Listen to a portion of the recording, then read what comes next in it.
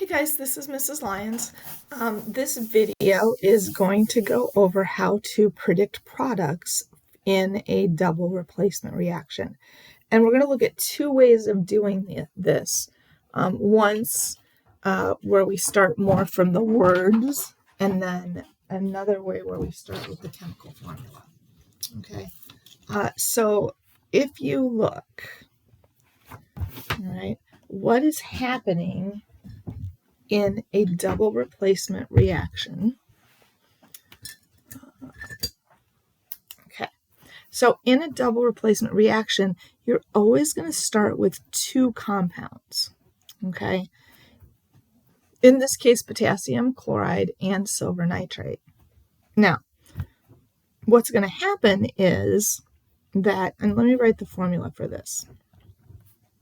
AB plus CD is going to give us, it's going to react to give us AD plus CB. Okay, now, no matter which way you do this, okay, there have been a lot of questions. Do we switch the first thing or do we switch the second thing? Meaning, do we switch the element that's at the beginning? So would I switch C for A? Or would I switch B for D? Okay, so what I want you to, I want to show you, I want to take a minute, because if you're switching them right, it doesn't matter. Okay, so for example, if in this case, I want to switch A over here and C over here. All right, my products are going to be CB plus AD. Okay, now, if instead of, so let me write this again. If instead of switching the A and the C, what if I switch the B and the D?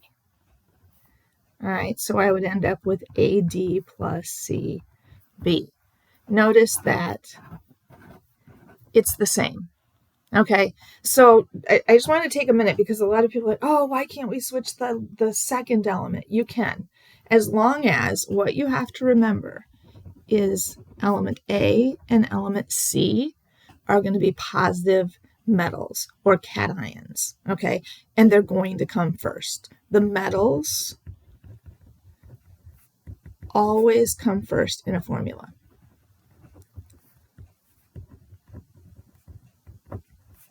Okay. So we got to remember that as we're doing, and that is true for every compound. The metal is always going to come first. Okay. So let's get into what this looks like. All right. So if I have potassium chloride and silver nitrate, all right, I'm going to switch. And I'm going to switch, I'm going to write potassium. So let's write this down. Potassium chloride plus silver nitrate are going to combine and react, and we're going to end up with potassium, okay, potassium nitrate plus silver chloride. And we're going to start this all over again. Okay.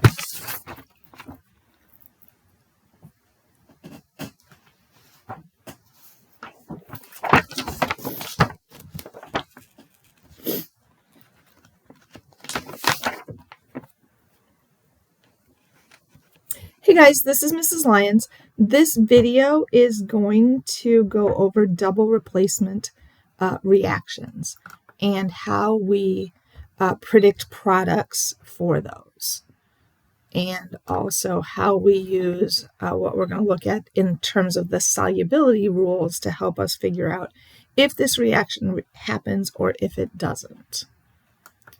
All right, so the generic formula for a double replacement reaction is AB plus CD. Okay, so we start out with two compounds. Okay, what's going to happen is two of the elements are going to switch places. Okay, and it honestly doesn't matter if you switch A and C or B and D. The key thing is that the A and the C are the metals. Okay, so those always have to be at the beginning of the compound. Okay, so just make a note of that. Metals are always the first element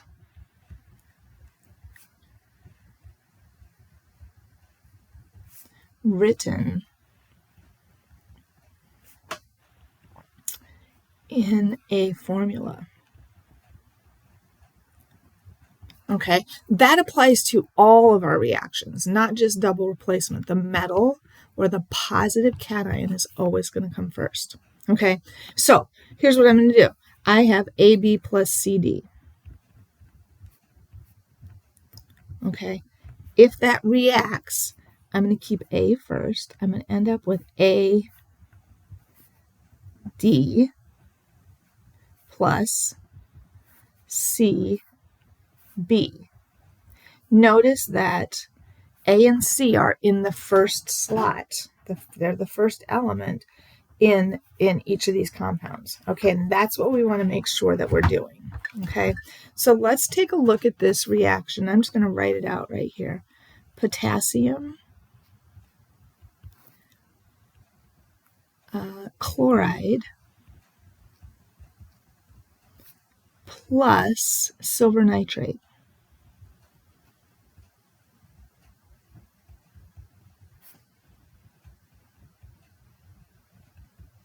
Okay, now what I'm going to do, I want to keep potassium and silver first. All right, so I'm going to write this, and I'm going to potassium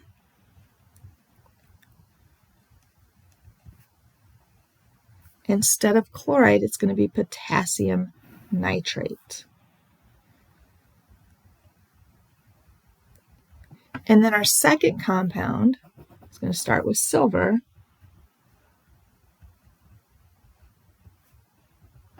So silver is going to combine with chloride. So silver chloride.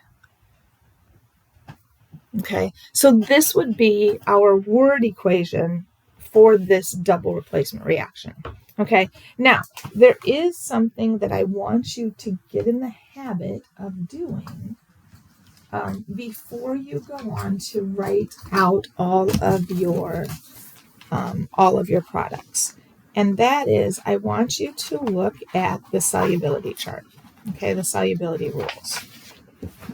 And this is my, there's some other stuff on here, but this is my list of solubility rules, okay?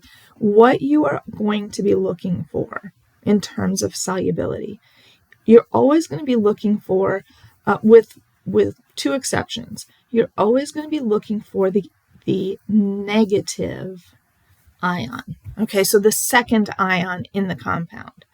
The only place you would be looking on this list for like the first element is in terms of the group 1 metals and ammonium. Okay, so now what this list means, okay, soluble compounds. Soluble compounds are going to get the abbreviation AQ, means they dissolve in water. So this list is telling us any group 1 metal, okay, remember our alkali metals, group 1 metals are always soluble. If a substance contains ammonium or nitrate or chlorate or perchlorate or acetate, it's always soluble. So these are always AQ. Okay? Now, when we get down here to chlorine, bromine, iodine, notice it says they're soluble except, and we just read the table across, they're soluble except when they're with silver, mercury, or lead. And in that case, they're going to be, the insoluble bit is going to be a solid, okay, a solid precipitate. Fluorine is soluble except these compounds. Sulfate is soluble unless it's with calcium, strontium, barium, or lead. Okay, now below here, the insoluble compounds, those are always going to get the abbreviation S. Okay, there is only one exception, well, two exceptions. These things are always insoluble unless they're with a group 1 metal or an ammonium ion. Okay, and if they're not with one of those, then they're going to get the abbreviation S for a solid. Okay, so now let's look at this reaction, okay, and see if it happens. So potassium nitrate is one of our products. So if I look at my solubility rules, I remember nitrates are always soluble. So this is going to be aqueous, AQ. All right, silver chloride. So I said I'm always going to look for the negative bit. In that case, chloride is the second element, and it tells me chloride is soluble except silver, mercury, or lead. Well, check it out. We have silver chloride. So that is going to be insoluble, so it's going to get an S for solid. Okay. Now, the reason that we do this is that if you have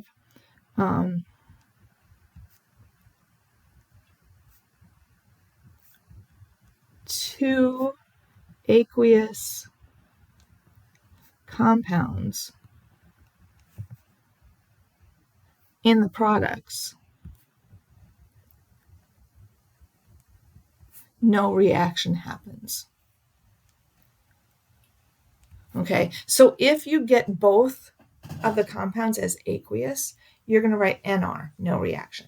Okay, now that's not the case here. We've got a solid, so we're going to go ahead and we are going to write out our chemical equation. All right, so to do that, you've got to look at charges. Okay, always looking at charges on the periodic table.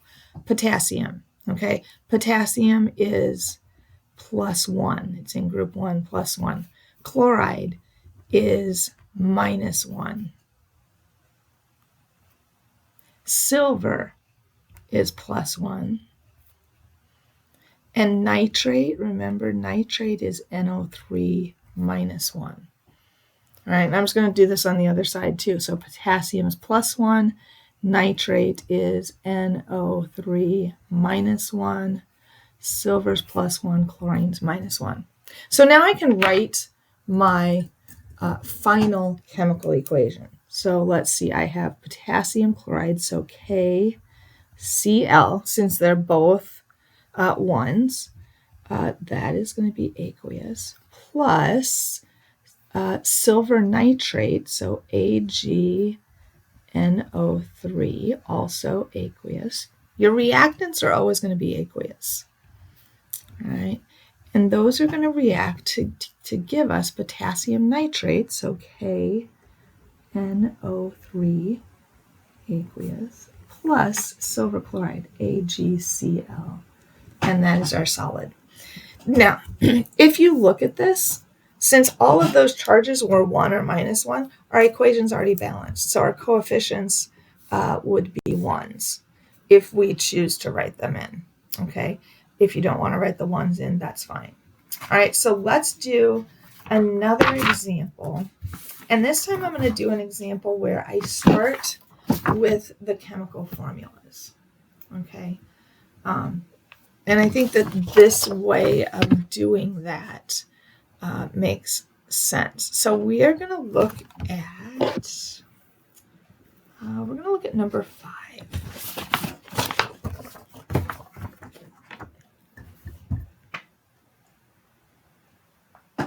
Okay, so number 5, I'm going to write this out a little bigger so that we can see it. So AlF3, so we have aluminum fluoride. My camera is being a little fidgety today. Okay, aluminum fluoride, always going to be aqueous. Okay, remember the reactants are always going to be aqueous, plus lithium sulfate. Okay, and we want to combine these two compounds and see if we form a product. Okay, So what I'm going to do here is I'm going to write these. There's a trick that I learned a few years ago. So what you do is you write the elements in compound 1. Okay, so I'm going to write Al, and then I'm going to write F. Okay, I don't care about the subscripts. I do care about the charges. So the charge on an aluminum ion is +3. The charge on fluorine is -1. Okay, so that's compound 1. Then I'm going to write compound 2, the two parts. So the cation is lithium, and that's got a +1 charge. And the anion is SO4, and that has a -2 charge. Okay, now, real quick, I want to just look at fluorine and sulfate on our solubility chart. Because what we're going to make, our compound is going to be lithium. So we're going to crisscross. It's another trick of using kind of a different crisscross method, but one that works. Okay, so basically what my products are going to be are lithium fluoride and aluminum sulfate. But I want to make sure that I form a solid, because I don't want to go to all the work if it's a no reaction. Okay, so lithium is a group 1 metal. So we know that group 1 metals are always soluble. So this product is going to be aqueous. Then we have aluminum sulfate. So let's see. Did I do that right? Yes. All right, so our other compound is going to be aluminum sulfate. So let's see. Sulfates are always soluble unless they're with calcium, strontium, barium, or lead. Is this with either one of those? No, it's not. So guess what? That one is going to be aqueous also. So this would be an example where all you have to do once you figure that out is write NR, no reaction. All right. Let's look at one more example that we can use this crisscross method with. All right, so let's do number 5. That's the one I was going to do in the first place. I got sidetracked. All right, so number 5, I have calcium bromide. Remember, our compounds are always aqueous, plus potassium carbonate. Okay. Now, let's set up this crisscross again. So I've got calcium and I've got bromine. Calcium is +2, bromine is -1. And then I have potassium and I have carbonate. Potassium is +1, carbonate is -2. All right, so let's look at our solubility rules. Okay, if you notice, we're going to make, this is going to be our first compound, potassium bromide. Potassium is a group 1 metal. So as soon as you see a group 1 metal, you know that that compound is aqueous. Okay, and then our other compound is going to be calcium carbonate. All right, and carbonates, let's look at carbonates. Carbonates are here in the insoluble. They're always insoluble unless it's with a group 1 metal or ammonium. So this carbonate is going to be our solid. Okay, so now let's just write out our products. Okay, our first product is going to be KBr. +1 -1, they cancel out. AQ. Plus the other compound, the second compound, is going to be calcium carbonate. Notice +2 -2, that cancels. So CaCO3, and that is our solid. Okay. Now, we should also balance this. All right. So I am going to go ahead and balance this using kind of that tally method. Okay. So calcium, I have 1. Let me get a different color marker.